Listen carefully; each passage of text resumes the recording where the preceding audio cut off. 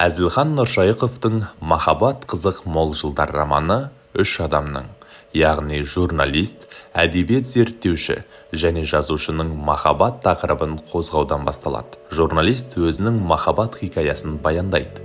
1945 жылы 14 қарашада соғыстан аман-есен еліне оралған Ербол есімді азамат Алматыдағы Қазақ университетінің студенті боп қабылданады. Жігіттің нағыз махаббат хикаясы 33-ші аудиторияда басталады. Группада 30 шақты қыз және 2 жігіт болады. Ол Ербол мен Жомартбек. Қыздардың ішінде сұлуы да, өнерлісі де, қуы да түр-түрі болатын. Бірақ Ербол үшін Меңтайдың орны бөлек.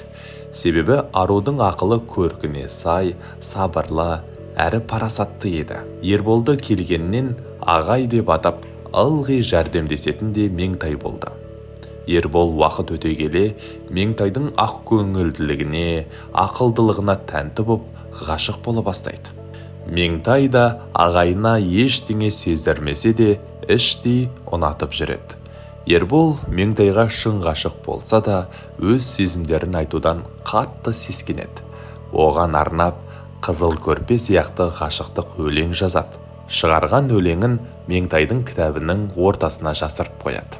Бет-бе-бет ештеңе айта алмайды сезімі туралы. Оған сезімін білдіру үшін жылдар керек болды. Кейін курстастарының алдында Ербол біраз ашылды. Тіпті соғыс кезіндегі оқиғаларымен бөлісетін. Ұстазы Мұхит Әуеновтің де алдында өз өнерін қорықпай көрсетеді. Тоғжан деген новелласы туралы да айтатын. Ербол университет қабырғасында өзіне сенімді, адал достар табады. Оқу кезінде группаластарымен түрлі қызықтарды басынан кешіреді. Оның ішінде аудиториядағы қызықтар, сессия тапсыру, Ерболдың күнделігін оқу сияқты ерекше естеліктер бар. 1947 жылдың жазында Меңтай ауыр жағдайға түседі. Оған ағаңның майдандағы досымын, сені маған ағаң аманат етті деп алдап, арнайы хат жаздырып алған Тұмажан жазық деді. Тұмажан Меңтайдың арын кірлетіп, зорлап, жалғыз тастап кетті. Мұны Ербол Тұмажанның өзінен естіді. Себебі Тұмажан бұл оқиғаны мақтанып, пойыз вагонында айтып берді. Ашуланған Ербол Тұмажанды соққының астына алады.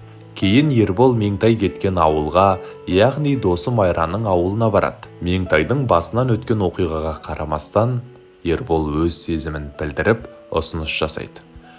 Сол үйде екеуі тойларын өткізеді. Аз уақыттан соң Меңтай жүкті болады. Ол жүрегінің астына Ерболдың баласын сақтап жүреді.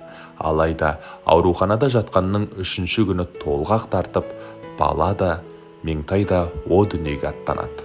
Ербол қатты қапаланады. Оған дәрігерлер Меңтай қалдырып кеткен күнделікті береді.